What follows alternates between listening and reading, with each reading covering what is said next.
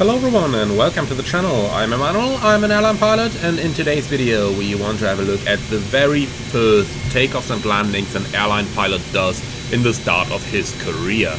Now I'm not talking about flight school over here, I am obviously talking about flying an actual airliner. So here we are in an actual airliner, which is the Horizon Sim-Latin VFR Airbus A319. So it is an airplane that I have only flown once before on the channel, and obviously we are therefore still very new in it, and we are going to have a look at these things while we practically learn them. Now, the very first takeoffs and landings an airline pilot does obviously happen right after the type rating, because due to regulation, when a pilot has less than 500 hours of flight experience on commercial aircraft, or rather on CS-25 aircraft, they need to do touch and go training, and they need to do 6 takeoffs and landings in order to complete their type rating and therefore be allowed to fly with passengers. Now, once you've got those 500 hours, you can do what's called zero flight time training, which is basically a complete type rating in the simulator, which also finishes with 6 takeoff and landings, but then you are allowed to do those in the full motion simulator, and you don't need to do them on an actual airplane. However, when you come freshly out of flight school, you do your first type rating, then you need to do those on an actual airplane. So here we are, Airbus A319. A quick word about the airplane that we are about to fly. This is the Horizon Sim mod for the Latin VFR A319, which basically integrates the fly-by-wire systems and does a couple of changes to the flight model and everything, so that it actually resembles an A319. However, it is still based on the fly-by-wire A320 systems, which are A320neo systems, so we basically do get A320neo systems in this A319 CO. Well, we gotta live with it. We've got CFM engines on here, very first time for me actually flying them in the sim on this particular airplane type. So, let's now enter the cockpit, and typically when doing training like this you would have several cadet pilots on the airplane.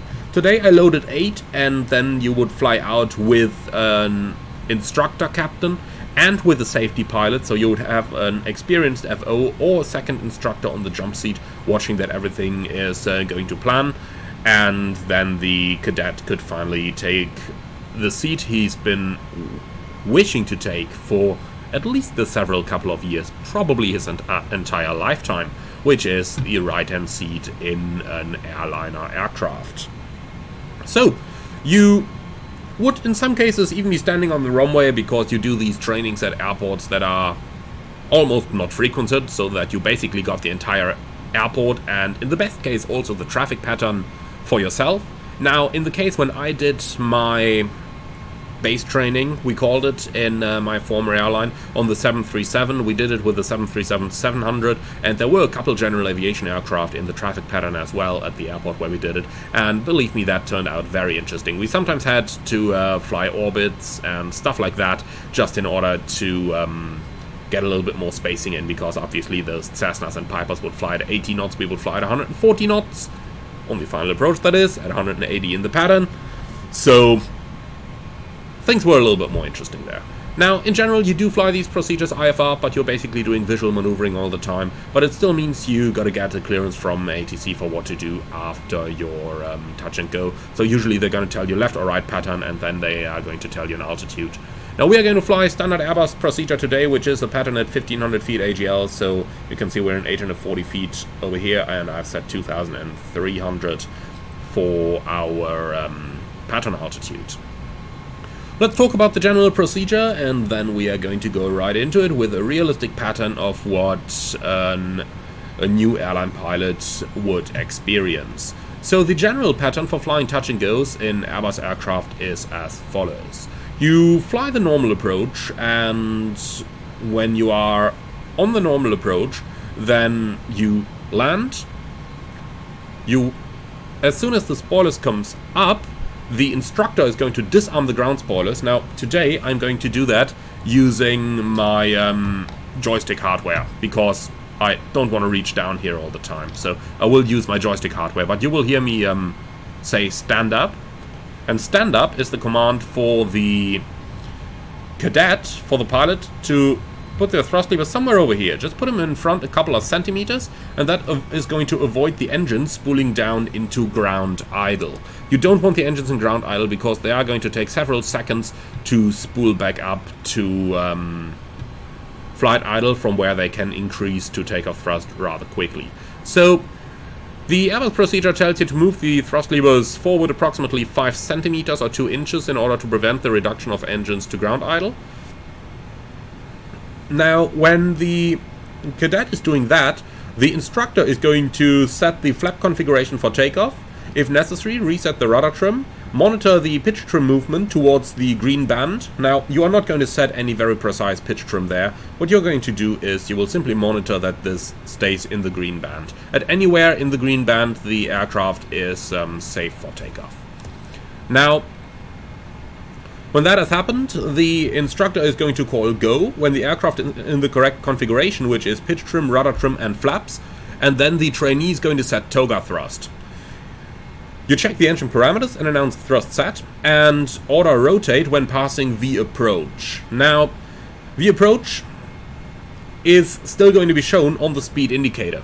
There is not going to be any V1 or rotation speed or anything the likes, because the airplane is still in landing flight phase, and when you set toga it's going to go into takeoff phase, but it doesn't retain the takeoff speeds you've had at the beginning of the flight, because obviously you are burning weight in terms of burning fuel, and therefore those speeds wouldn't be applicable anymore, and they might not even be for the same runway. So you basically rotate at the V approach speed.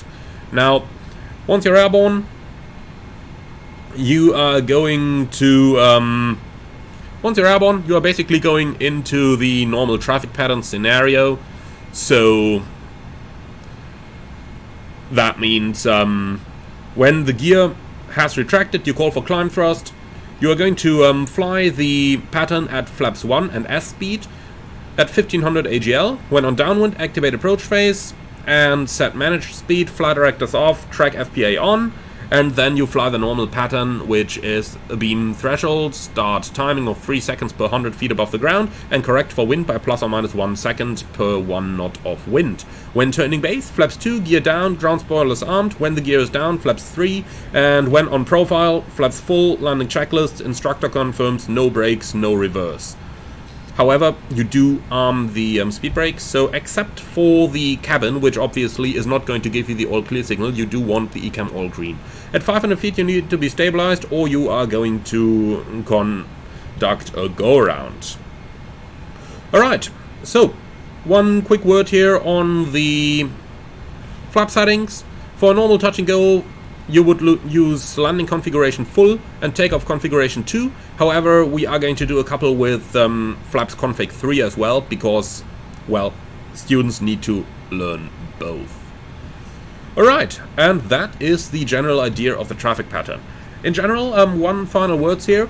If the instructor wants to abandon the touch and go, the instructor will call stop IF control. Simultaneously, he takes control and stops the aircraft with the use of maximum braking and reverse. When the aircraft stops, the instructor calls for any applicable ECAM actions. The decision to discontinue a touch and go after the application of toga must only be taken if the instructor is sure the aircraft cannot safely fly.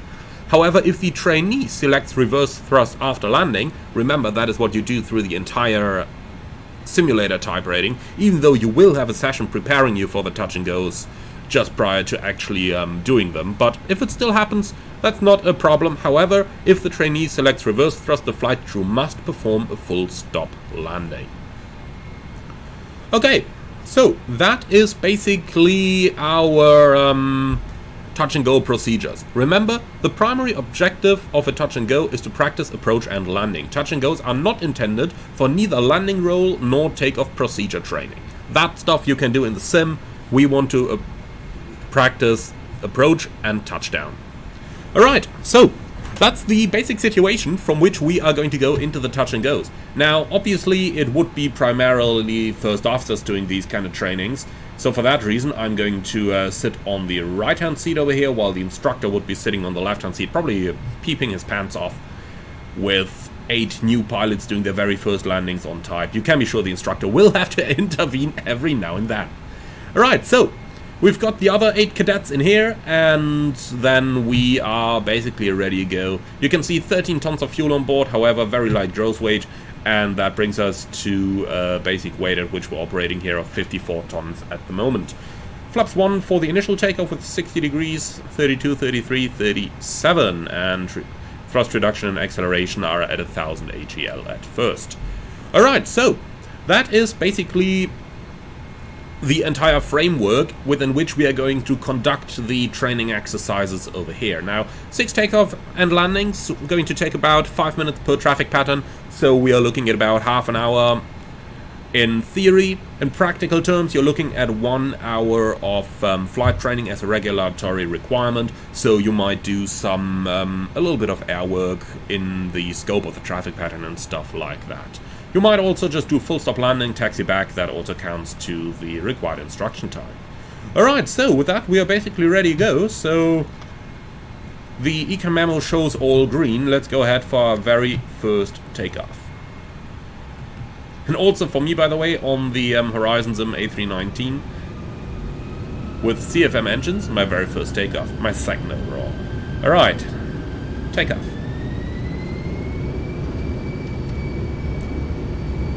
Man flag 60 SS runway auto thrust blue. Thrust set.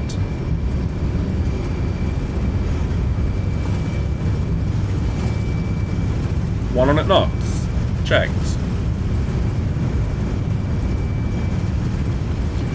V1 rotate.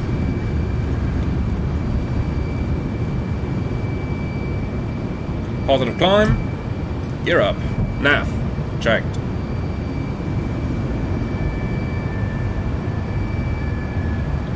Okay, so we're airborne. Now, I'm going for the first pattern. We'll just fly straight ahead for a little bit, and we've got Alt Star. We'll let the airplane level off. That's basically how it would go in the real world as well. You just give the trainee the possibility to get comfortable in the plane. You fly straight ahead for a little bit. The only thing we're going to do is we'll activate the approach phase already, because we don't want our speed to run completely away. Alright, so in the air, the airplane is more or less stable. Flight director's off, bird on. Now let's go ahead and turn onto a right-hand downwind. Obviously, this is all the cadet's very first touches with the aircraft, so the cadet is going to find out that the actual airplane flies a lot nicer than the full flight simulator does. And the cadet is going to find out that there are some handling differences to the full flight simulator. And overall, that is the reason why you conduct this kind of training in first place. Also, for the cadet, this is probably the moment where he's sitting in the plane and he will be like, man, I've made it. I'm flying an airliner here. And when that happens, the cadet is probably going to lose tracking of the airplane, so something like this might happen, and the instructor will be like, focus. And you're like, oh, ouch. Alright, when you get the altitude warning, you can cancel it with the master warning button up here. That's one of the great Airbus things. So we do have quite a bit of crosswind up here at altitude. We'll have to take that into account, but once we are aligned on the downwind track, which is going to be like 271 or so, we are going to start practicing our procedures. Now, on the very first takeoff and landing that people do, surely we did on mine, and the instructor I had on that kind of training was a really great guy. You might do an orbit left and orbit right just to get a little bit more comfy with how the plane handles before coming in for the first touch and go. Alright then, we'll reset the chrono up here because we'll need that for the downwind timing. We're flying at 1500 AGL, over there is our airport. So that basically gives us 45 seconds for the downwind. If we look at the wind over here, it's exactly 0 knots head or tailwind, as we can see from the difference between ground speed and true airspeed. So we're going to fly exactly 45 seconds onto our downwind. Okay, so the objective on this one is going to be a config full landing, which we made sure is selected up here as well. We don't have any minima because we are visual already. Temperature 1 degrees, everything is filled in over here. So we are basically ready to go. So let's look outside. Remember, we are flying VFR traffic patterns over here. So once we are abeam the landing runway threshold, obviously you could insert it using fixed page, but We're flying visual here, so we are abeam now. Let's start the timing. We're looking for 45 seconds, and we aim to keep the airplane completely stabilized like this. Alright, so obviously trainee might not hold their altitude as precisely, but, well, it's hard to pretend to be a complete rookie when you've got a couple thousand flight hours already, so we'll try and make it as good as possible. But that's exactly the reason why you can do this stuff in the full flight simulator when you've got an experienced pilot versus having to do it in the airplane when you've got a brand new pilot from flight school. Alright, so flaps 2. 45 seconds, off we go. Gear down.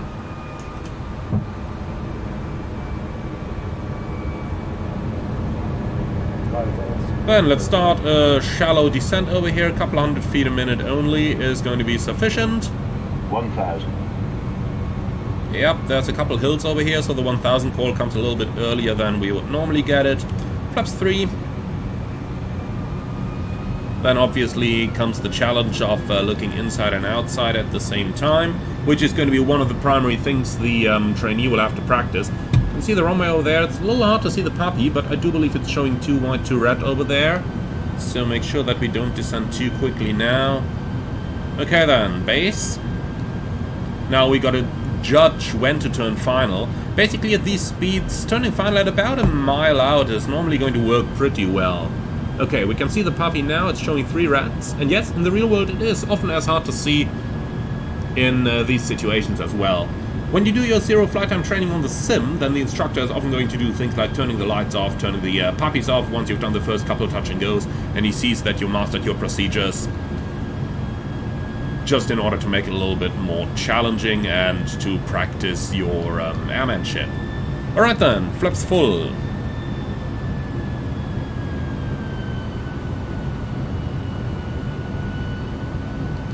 So, where's my runway? There it is.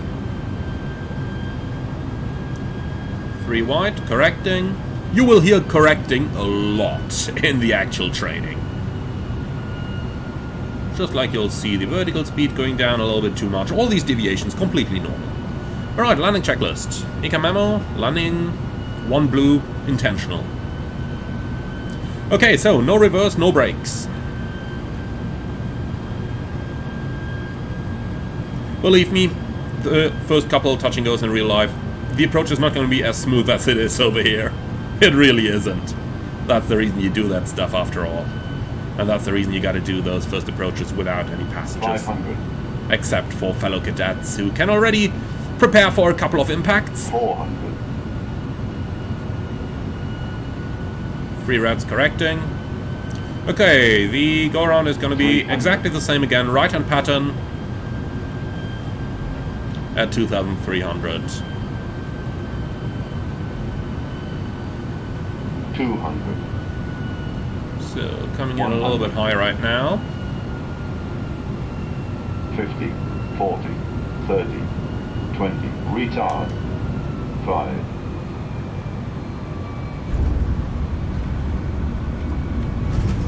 Okay, spoilers disarmed, stand up.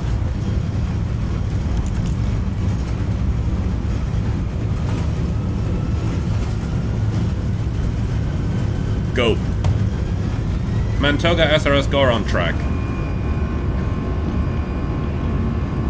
Rotate.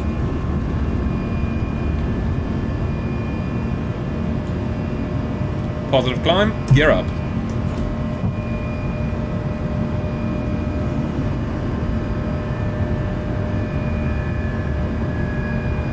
Okay, climb thrust.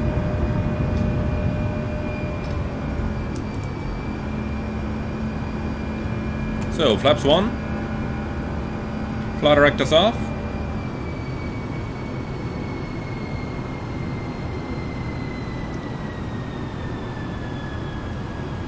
And then into the right-hand pattern.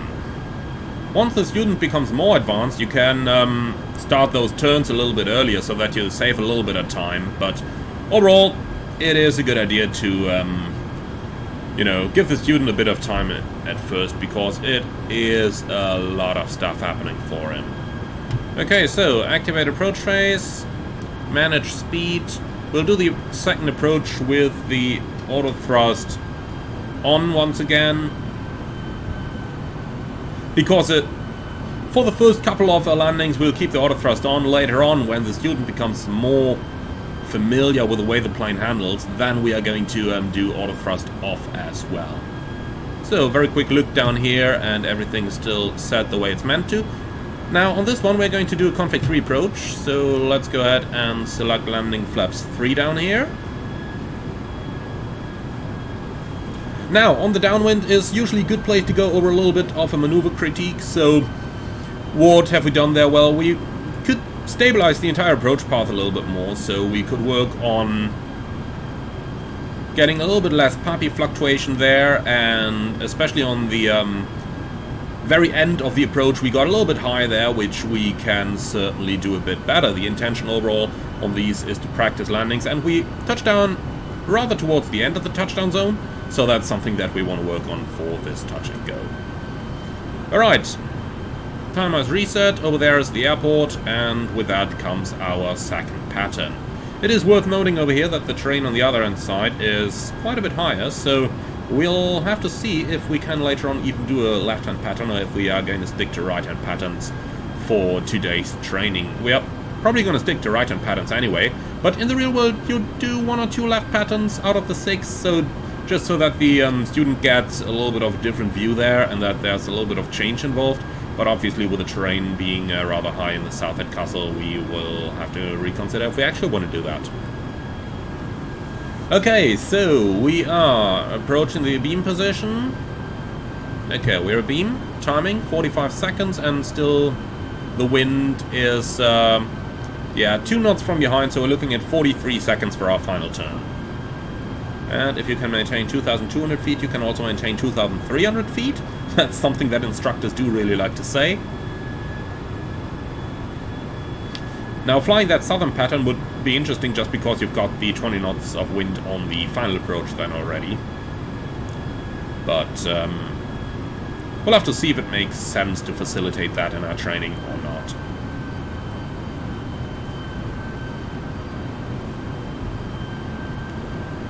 Okay, so we're approaching the final turn. 2, 1, go. Flaps 2.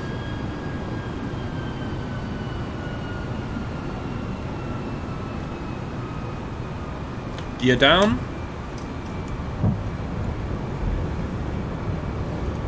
Now remember, this time we're flying flap 3 approach, so we're going to select the landing flap setting a little bit later, only when we approach the final turn. Alright, turning base, don't forget to initiate the descent. I did it a little bit later, so I'm going for something like 700 or 800 feet a minute right now, versus normally you would go for something in the region of about 500 feet a minute. But we've got the Puppy on 3 reds at the moment, so let's reduce that rate of descent a little bit, 300 feet a minute. So the Puppy is rather hard to see over here, even on my screen. Okay, it's showing 4 reds right now, so let's fly level off, and then we can start our final turn.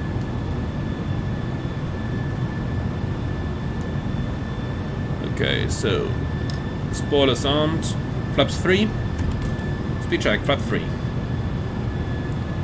We're undershooting the turn a little bit here. Where's our runway? There it is. Overshooting, actually. Okay, approaching the Puppy again. And here we are. A little bit violent maneuvering, that can happen with any student.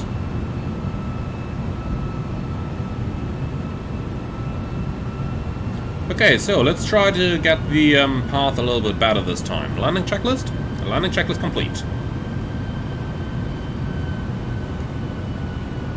Obviously the bird is a great aid to determine your descent angle, but basically we do have a bit of tailwind now, doing close to 140 knots, so we're looking at 700 feet a minute for the rate of descent. One trick to maintain in the Puppy proper is that, first of all, you gotta understand it gets more sensitive the closer to the airport you get, but you also gotta understand that just because it turns 2-2 now, you're 500. just on the border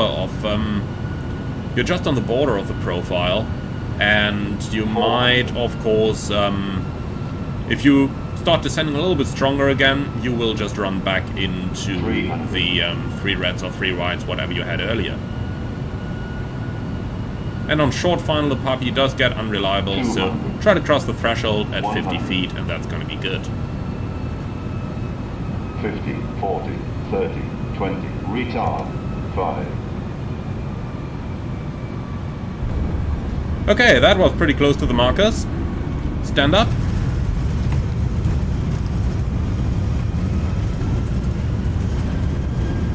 Go. Mantoga SRS. Rotate.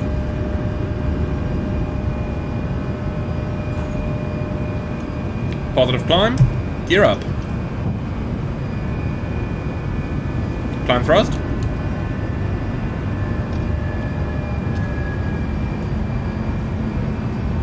Okay then, we've got a little more experienced student now, so start the downwind turn, then that means we can accelerate things a bit. Okay, flaps 1. And our student is overshooting the altitude. Well, that happens. Cancel alert. Can use the button up here for that. Okay, so activate approach phase, and then we are going to go for managed speed once again. Alright, so that one was alright. We'll do config full again. We'll do one more with auto thrust on.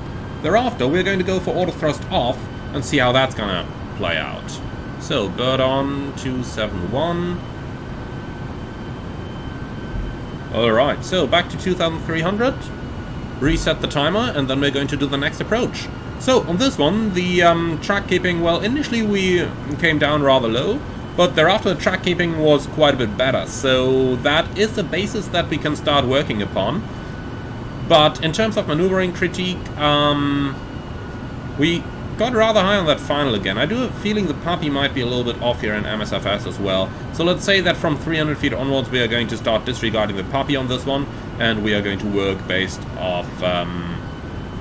we're going to start working just based off our visual indication, aiming to cross the threshold at 50 feet above with a proper stabilization. Okay, cool. So, flaps full once again, and with that our maneuver is planned out. So we're approaching the beam position, and we are going to do that thing once again. Okay, and we are abeam. Timing. What's it looking like? 5 knots of tailwind, so we're going to do 40 seconds on our downwind. Aim to maintain the track at 291. Obviously, the flying part of things is also rather important during the base training, because it is like the last moment where the student can really do proper hand flying training. Because once you're on the line, believe me, you're going to use the autopilot quite a bit at first, just because you will be overloaded on the first couple of sectors. Obviously, the training captain is going to be prepared to cover you for that. Okay, turn final, flaps 2. Gear down, and initiate a shallow descent there, a couple hundred feet a minute. Something like that is looking awesome. Alright, so then coming in for the third landing. Now after this, let's try and see if we can do a left pattern without colliding with the terrain 1,000. to make things a little bit more interesting. Okay, what's our puppy showing? We are, I believe, 3 whites, but we are still somewhat on the base lag, so don't need to descend too quickly. Flaps 3. Alright, so, spoilers are armed once again, and with that we should be more or less good to go. So that's spot on the puppies, 2 whites, 2 reds. Then what I'm doing to plan my final turn is I somewhat try to imagine where the extended centerline runs, and then I'm trying to fly myself onto that. Okay, so flaps full. And just trying to mentally extend the center line is usually quite helpful when you come in for maneuvers like this. I do believe the center line is somewhere over here. So let's use a little bit less bank and see how that's going to turn out. Yeah, it is. Okay, 3 reds on the puppies. Let's go ahead and establish ourselves. Here we are, 2 white, 2 red. Fly ourselves into the puppy, and then now that we are in that middle of the path, let's establish our final descent. 126 knots, so we're looking at about 600 feet a minute in order to maintain our 3-degree path. So that is looking quite alright. I think it's 700 feet a minute, but just by looking where the runway is immediately in the windshield, you can kind of guess if you are getting high or if you're getting low. So I would say that we are rather proper on path right now. Just gotta make sure we don't lose too much of our descent rate, but 500. I would say this looks quite good. So landing checklist is complete. 400. Alrighty, so from now on we are going to disregard the puppy.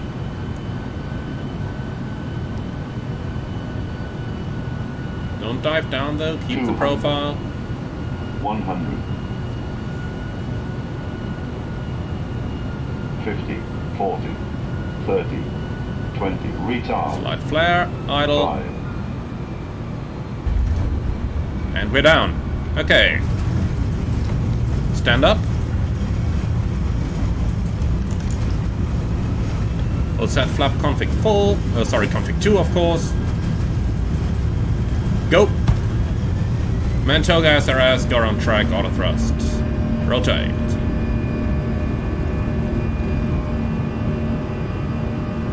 Positive climb. Gear up.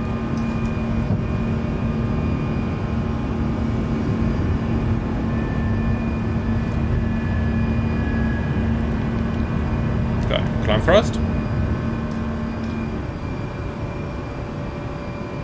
So flaps 1. Maintain the S speed, fly that level off.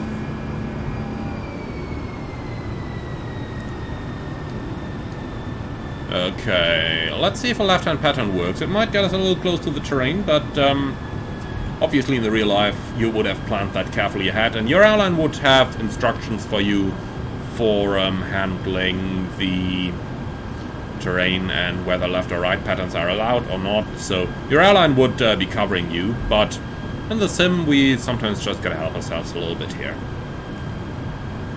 Okay, so this time we are going to do an auto thrust off approach, and we are going to do a config full landing once again. So now we are increasing the difficulty a little bit.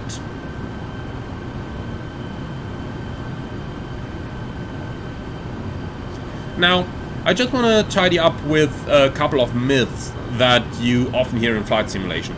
Of course, an instructor is not going to try to lay a trap for a trainee, so there will not be any unannounced go-arounds or stuff like that, but much rather the instructor is going to try to cover the trainee as well as possible. He's going to talk him through maneuvers where needed and stuff like that. So there is not going to be any unplanned surprises, at least not on the mind of the instructor. Of course, if air traffic control instructor touch and go to be abandoned and to go around just prior to the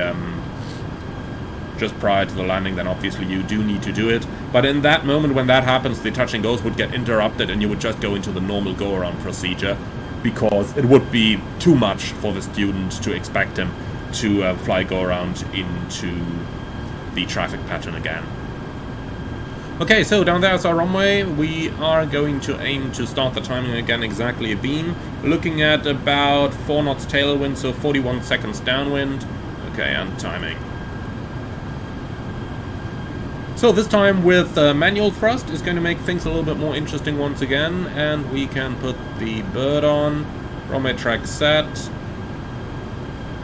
So a small word on the bird there. You can use it very nicely in order to track the runway track by aligning the vertical stabilizer of the bird with the runway track that we have just selected up on the FCU.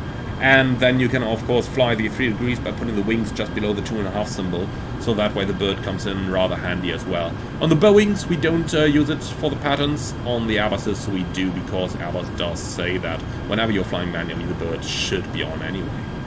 Okay, 41 seconds, flaps 2 and turning final. Now on this one, first of all we'll have the limited visibility because, well, we are sitting on the right hand seat, so seeing the runway is going to be a little bit harder. And then we'll also have the problem that we now got tailwind on the base. So you could see I kind of opened up the downwind a little bit, but we will probably have to see how much of the base we can actually fly on this. Okay, gear down, flaps 3.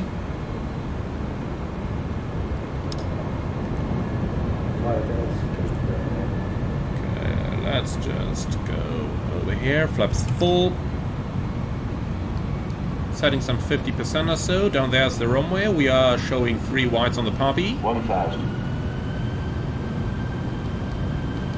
Okay, so 12 knots tailwind. That is alright. We just gotta remember to turn final a bit earlier. Let's do it now. Okay, and we are right back onto the Poppy. The good thing now is that we can at least see the runway on the entire final turn, because we don't have that strut of the window in front of us, which does come in rather helpful. So you can see it's all got its advantages and its disadvantages. Okay. So, turning final, landing checklist complete. So again, no brakes, no reverse. We're going to do one more left pattern, this time using flaps 3, and then for the final one we'll let the student decide if there is anything more that he wants to focus on. Obviously, instructors can only see so much of what's going on inside the student, so you might occasionally just want to ask the student, like, so what do you want to do? Another config full, another config 3? Do you want to do left pattern, a right pattern, or is there anything you want to do? That's of course only if the student is good at what he's doing. If he's struggling, then you might do more than 6 patterns, you might just repeat the entire training eventually, so, and that is nothing bad, that is completely normal. We don't put anybody under pressure in commercial aviation. And this time coming in a bit high again, but watch the rate of descent there. 50, 40, 30, 20, 10, 5. Okay, stand up.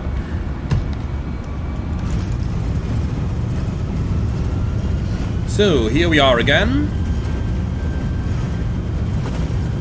Go. Mantoga SRS go on track auto thrust. Blue. Rotate. Okay, so one more left pattern because the final turn could have been a bit nicer. Positive climb, gear up.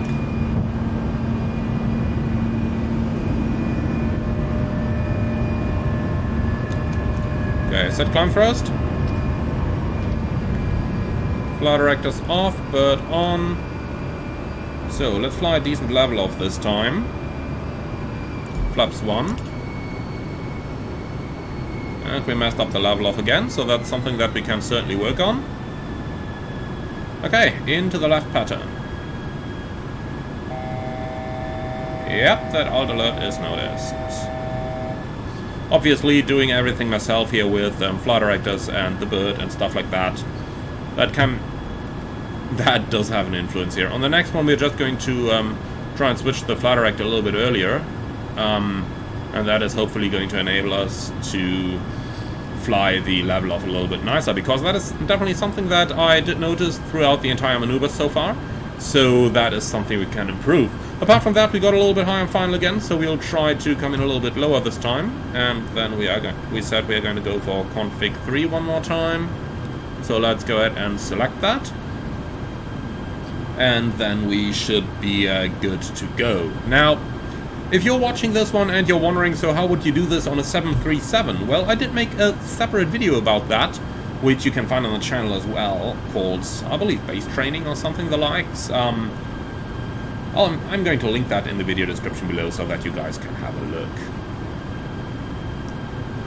Alright, so here we are again. You can see I'm still somewhat opening up the downwind a little bit so that we get a bit more of a base, because we do aim to be between 2 and 2.5 miles here on the downwind. So we're at 2.5 right now, so that means I can put my track on 091.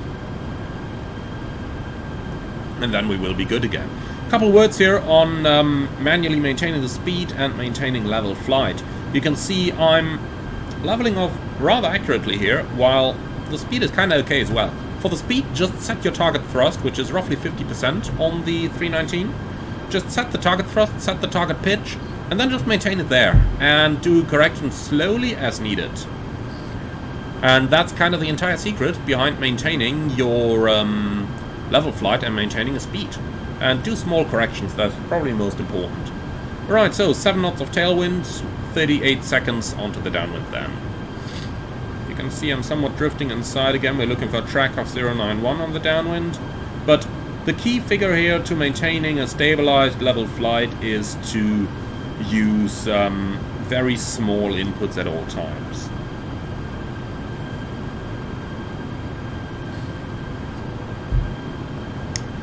Okay, so approaching the inbound turn, we set 38 seconds, so that's 5 seconds to go. Okay, turning, flaps 2. Start a shallow descent here, gear down.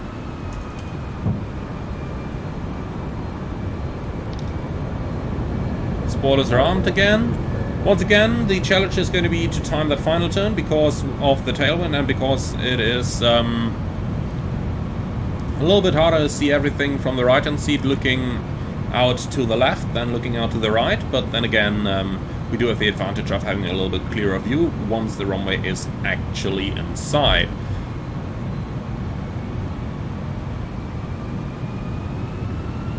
Okay, flaps 3.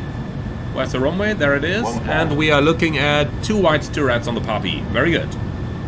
Okay, so a little bit of a base here. Make sure to slowly keep descending. Make sure to keep the speed under control. I'm kind of looking at the left primary flight display here while I'm doing this. So you can definitely cheat a little bit using that. Okay, landing checklist. ECA memo. Landing no blue. Landing checklist complete. Okay, looks like we are overturning once again. Yep, overshooting that turn, overflying the city. That means I know who's gonna pay the drinks after landing. Well, we better not do that challenge with all trainees because the instructor might get rather drunk afterwards. Okay, so let's try to get the entire thing stabilized again on speed, on path. And if you take a look at my thrust on this one, you will see I barely do thrust adjustments here. The speed is varying a little bit up and down, but I only care about the general tendency of it here. Whether the general tendency is to maintain more or less the speed and ignore the 500. And ignore the ground speed mini target, or whether I am showing a general tendency. Like right now it seems to increase a bit, so I'm pulling off just a few percent. At the same time, of course, maintain the vertical path, maintain the center line, and this time we want to make sure to cross the runway threshold exactly at 50 feet, so that we can touch down right on the markers. 100. 50, 40, 30, 20, 10, 5. Yep, that's what we want. Okay, stand up. Now just maintain the center line. Okay. Go. Mantel gas RS go on track. Rotate. Okay, so last pattern coming up. Positive rate.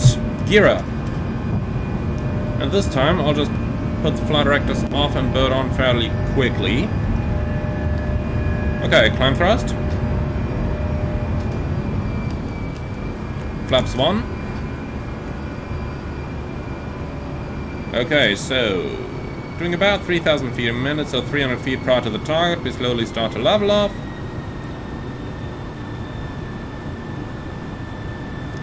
That is a much nicer, smoother, continuous level off here than what we did previously. Okay then, right-hand turn, we're going to do one more right-hand pattern, and that's going to be it then, because this student that we've got over here certainly seems to be alright in what he's doing, and we can let that guy out fight the masses. So as I said earlier, we, in this case, would ask the student, so what do you want to do, config 3, config full, or do you have any preferences, because this is obviously going to be the last of the approaches. And in this case, let's go for another config 3 approach, because hey, it's an A319, and we don't want to go at 120 knots on the final if we can avoid it. Okay, cool, so that means our final landing is going to be a config 3 landing, and we are going to run this one,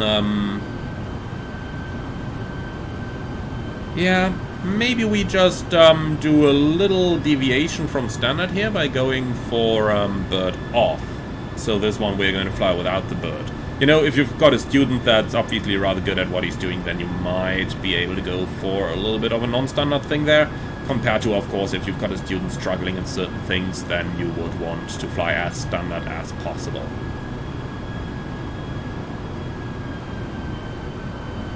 Okay, we're on the downwind, our timer is prepared. We are looking at a tailwind component here of 10 knots, so we're only going to do 35 seconds of a downwind. The general tendency here of the weather seems to be that the tailwind is increasing, so we'll have to see what we're going to have on short final again. Of course, we did have some tailwind there earlier as well, so we might just want to change the runway direction for better training results. But of course, right now,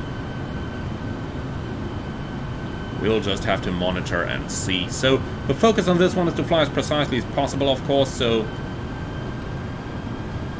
got to remember that.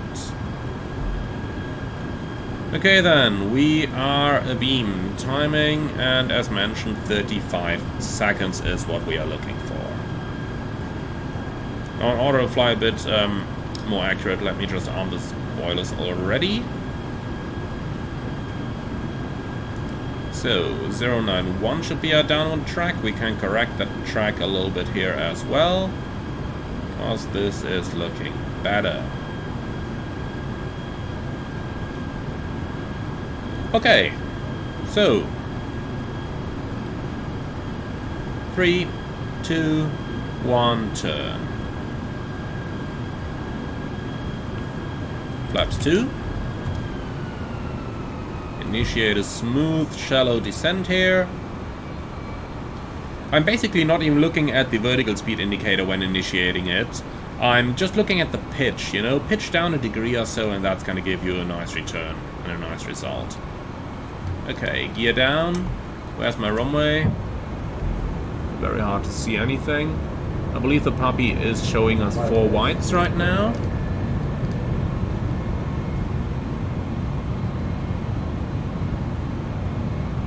Look at how long those engines take to react initially. Okay, Poppy is showing 3 reds, and here we go. 2-2. Now, let's time the final turn. And here we are approaching. You can see I'm really flying this mostly looking outside, looking at the tendency of the Poppy. The only thing that we really need to worry about here is the speed, of course. Okay, so, flaps 3. Speed check, flaps 3. Landing checklist. Pick a memo, landing no blue. Landing checklist complete. Overshot, oh boy. But at least we're on the vertical profiler. But in the real world, it's quite a bit easier when you can move your head around so that you can see things nicer. Okay, so we are established. So now this one got to be a good one. I want to be right down on the aiming point. And we are going to use the reversers on this one because it will be full stop, starting to taxi back to the runway, because that is where another student will take over. Okay, so nicely on final. Things are looking pretty good over here. Maybe get the speed control a bit more accurate. There's still 5 knots of deviation in there. Looks like we're getting a bit high right now. So 50 feet above the threshold is what we're looking at. 200. 100. We're getting a bit high right now. 50, 40, 30, 20. Retard. 5, Yeah, touchdown just aft. That's fine. Okay. Spoiler, reverse green, decel. The decel call, by the way, you make it when you feel it, not just when the plane shows it.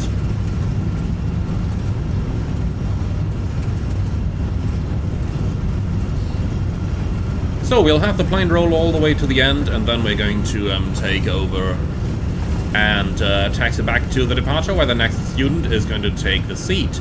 Obviously, you can change seat while you're taxiing. You can change seats while the plane is standing. If you do it while it's standing, that's obviously going to make things a little bit safer, but you can do it on taxi as well. Okay, so here we are, and that would be the moment where, well, the instructor not in the turn, but the safety pilot is probably going to congratulate you to successfully passing your last part of the type rating, and therefore being released for passenger operations. Obviously, we could see that our landings did improve a little bit. Initially, we used to touch down, you know, a little bit further down the line, maybe trying to hold the plane off a little bit, because obviously that obsession of making the landings as smooth as possible, that just sticks around with pilots whether you want it or not. And you gotta get that out of the students. What you want to do is a safe landing, not a smooth one. In the best case, it's both, but believe me, with the vast majority of students, you're more than happy if it's in the touchdown zone and more or less close to the center line. And then during line training, that's going to be perfected. Obviously, the criteria to release anybody to line training is that the landings are completely safe. Otherwise, you would not make them fly with any sort of passengers on board. But I believe that should be self-explanatory, really. Alright guys, so that's it. I would like to thank you very much for watching. If you've got a question about how the base training is conducted, or if you just wonder about what you've seen here, any of the procedures or so, be sure to put them in the comments below, and I'll try to answer as many as possible. With that, thank you very much for watching. I do hope you enjoyed it. If you did, then be sure to leave a like, and if you stuck all the way around for all 6 traffic patterns, then I am really happy about it. While recording it, even I thought, like, okay, people are going to watch the first pattern or 2 and that's going to be it. But as you can see, there is really a lot of stuff. 6 patterns does sound a lot, but it really isn't. There's really a lot of things that you can practice on these 6 touch and goes. And honestly here,